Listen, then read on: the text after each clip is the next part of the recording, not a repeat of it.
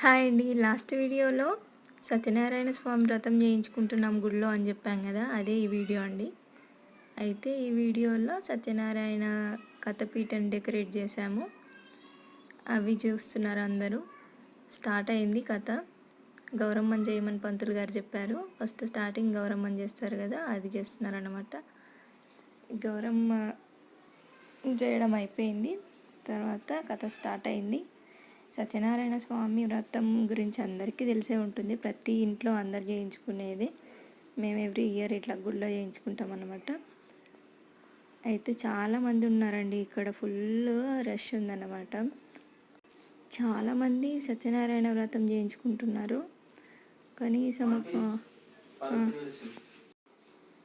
కనీసం ఒక 10 జంటలైనా కానీ చేయించుకుంటున్నారు అనుకుంటాను. చాలామంది ఈ వ్రతం చేయించుకుంటారు.